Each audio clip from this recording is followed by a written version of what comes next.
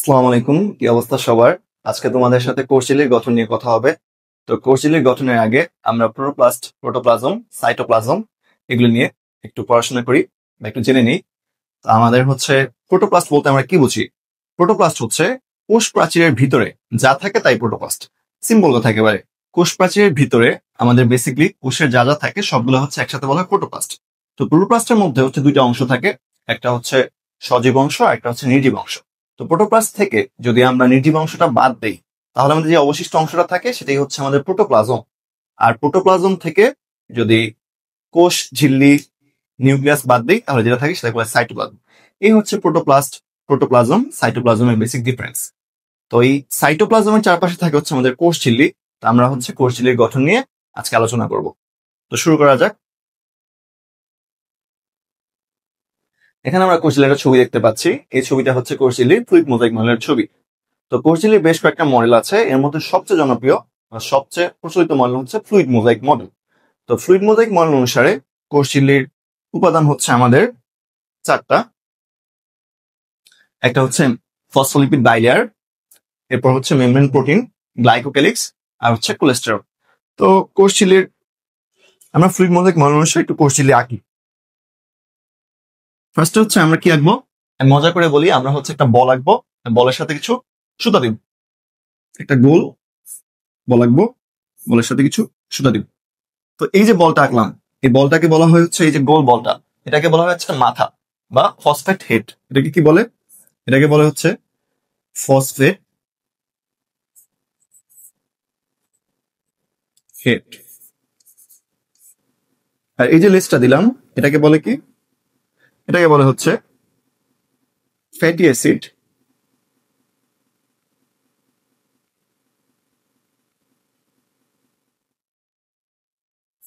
Tail. এই phosphate head আর fatty acid tail, আর মাঝখানে থাকে হচ্ছে কিছুটা গ্লিসারল। তো এই ফসফেট আর লিপিড মিলে আমাদের হয় হচ্ছে একটা ফসফোলিপিড অণু। এই পুরোটাকে একসাথে কি বলে? এই পুরোটাকে একসাথে বলা হয় হচ্ছে ফসফোলিপিড। তো এরকম ফসফোলিপিডের বেশ কয়েকটা অণু থাকে। একটা ফসফোলিপিড, দুইটা ফসফোলিপিড, তিনটা ফসফোলিপিড, এরকম অনেকগুলা ফসফোলিপিড মিলে আমাদের হচ্ছে একটা লেয়ার তৈরি করে। এটাকে বলে কি? এটাকে বলে হচ্ছে ফসফোলিপিডের লেয়ার। তো এই একটা ফসফোলিপিডের লেয়ার, এই পাশে আমাদের আরেকটা ফসফোলিপিডের লেয়ার থাকে।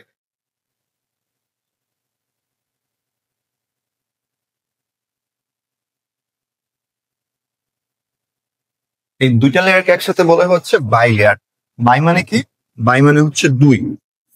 বাই মানে কি? বাই সমান সমান হচ্ছে দুই। ফসফোলিপিডের দুইটা লেয়ার দেখে এটাকে বলা হয় ফসফোলিপিড বাই লেয়ার। এখন ফসফোলিপিড বাই লেয়ারের মধ্যে কিছু প্রোটিন অণু থাকে। প্রোটিন অণু হচ্ছে তিন রকমের থাকে টোটাল।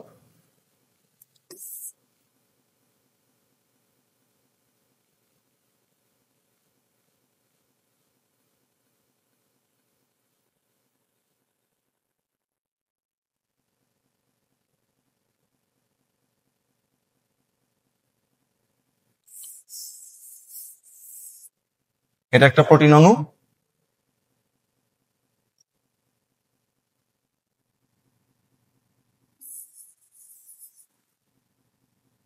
এখানে কিছু ফসফোলিপিড আমি মুছে দিচ্ছি।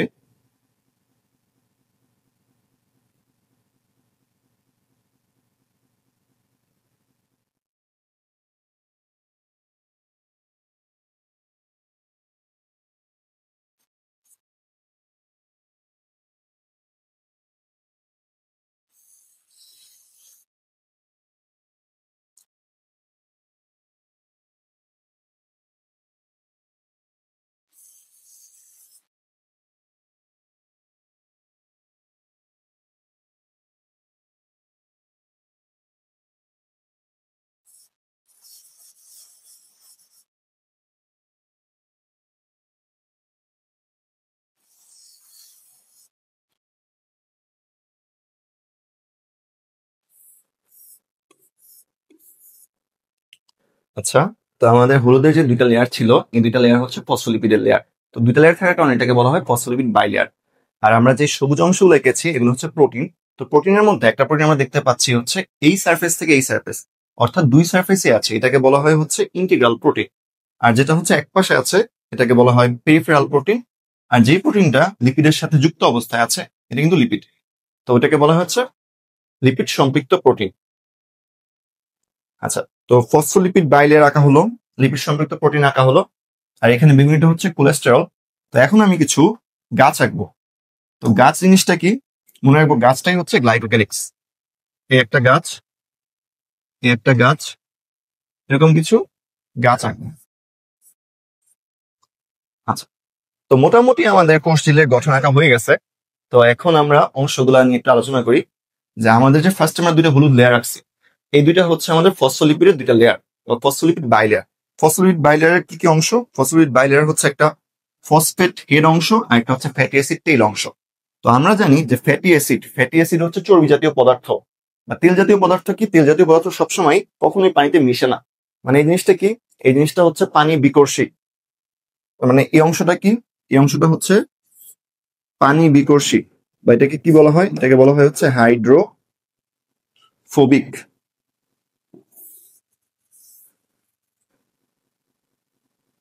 হাইড্রোফোবিক। ফোবিয়া মানে কি? ফোবিয়া মানে হচ্ছে ভয়।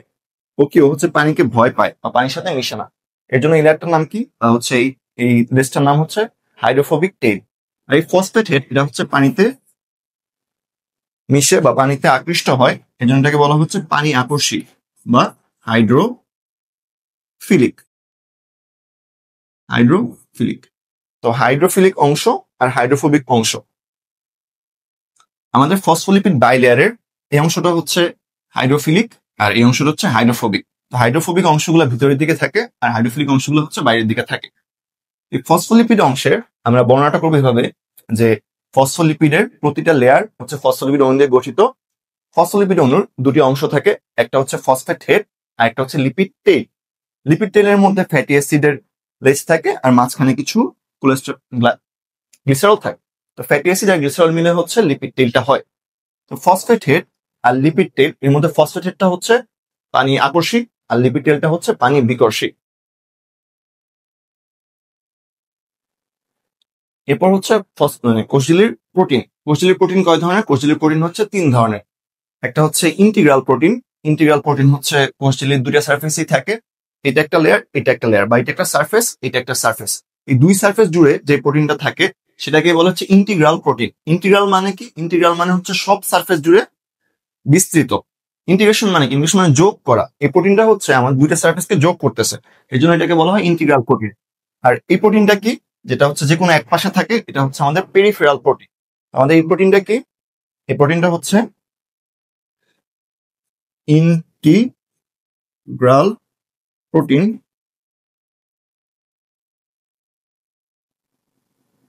এই প্রোটিনগুলোকে বলা হয় কি? এই প্রোটিনগুলোকে বলা হয় পেরিফেরাল প্রোটিন।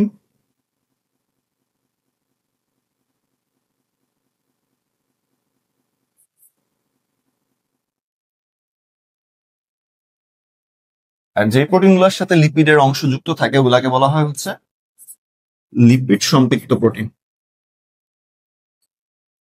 এই 3 ধরনের প্রোটিন আমাদের কোষঝিল্লিতে দেখা যায়। লিপিড সম্পৃক্ত প্রোটিন, ইন্টিগ্রাল, পেরিফেরাল আর হচ্ছে লিপিড সম্পৃক্ত।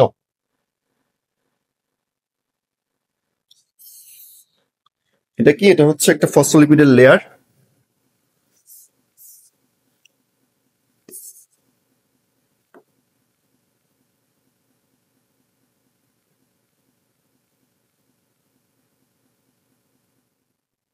ফসফোলিপিড লেয়ার, এটা হচ্ছে আমাদের আরেকটা ফসফোলিপিডের লেয়ার।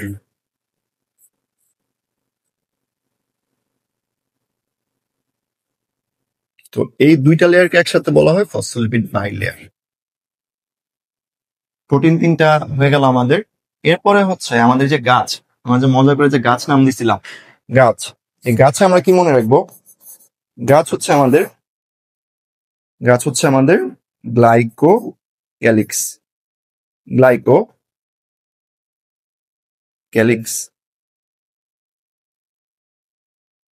তো এই গ্লাইকো ক্যালিক্স হচ্ছে 2 ধরনের উপাদান দিয়ে তৈরি। একটা হচ্ছে গ্লাইকোলিপিড আর একটা হচ্ছে গ্লাইকোপ্রোটিন। এখন এই গাছগুলা বা আমার হচ্ছে গ্লাইকোপার্ট যখন এই লিপিড মানে যে ফসফোলিপিডের সাথে যুক্ত থাকবে এটাকে আমি কি বলবো? এটাকে আমি বলবো হচ্ছে গ্লাইকোলিপিড। আর যখন এটা প্রোটিনের সাথে যুক্ত থাকবে, যেমন এটা একটা প্রোটিন, পেরিফেরাল প্রোটিন, এটাকে আমি কি বলবো? এটাকে আমি বলবো হচ্ছে গ্লাইকোপ্রোটিন। এই অংশটার নাম কি? এই অংশটার নাম হচ্ছে গ্লাইকোলিপিড।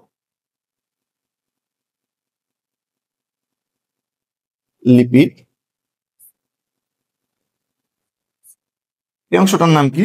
এই অংশটার নাম হচ্ছে গ্লাইকোপ্রোটিন।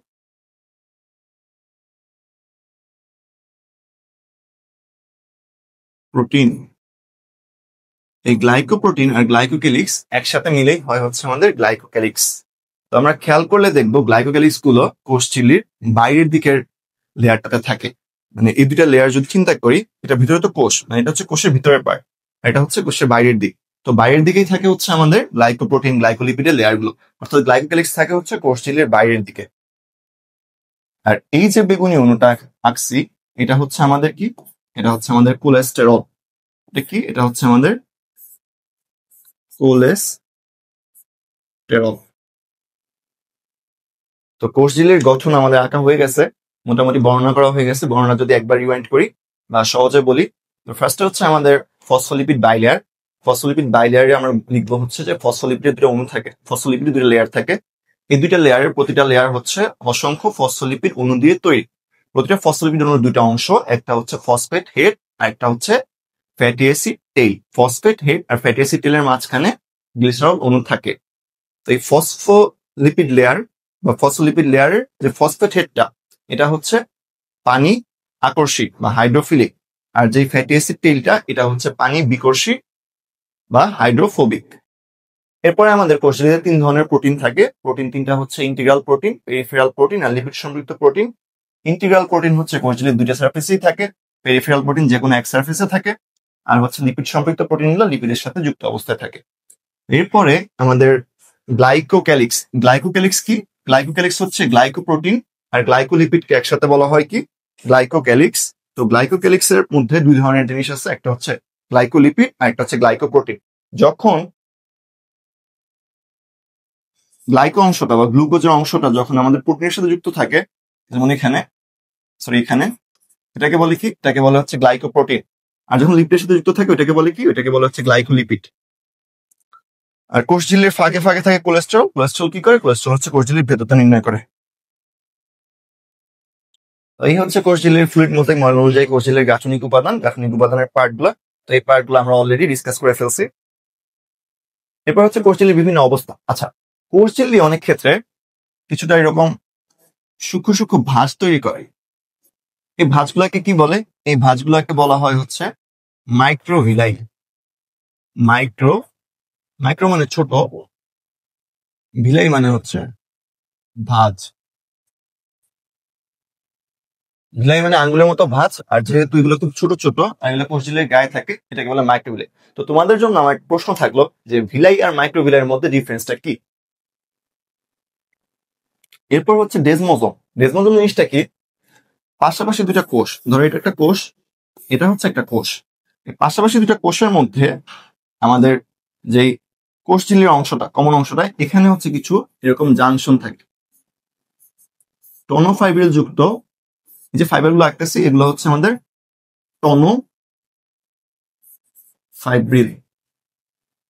এরকম টোনোফাইব্রিল যুক্ত যে বৃত্তাকার অঞ্চলটা থাকে এটাকেই বলা হয় হচ্ছে ডেজমোজোম। ফ্যাগোসাইটিক ভেসিকল আর হচ্ছে পিনোসাইটিক ভেসিকল। কোষের আশেপাশে যখন ছোট ছোট খাদ্যকণা থাকে, কোষ কি করে? কোষ হচ্ছে এটাকে এভাবে এনগালফ করে বা গিলে ফেলে। গিলে ফেলে কি করে?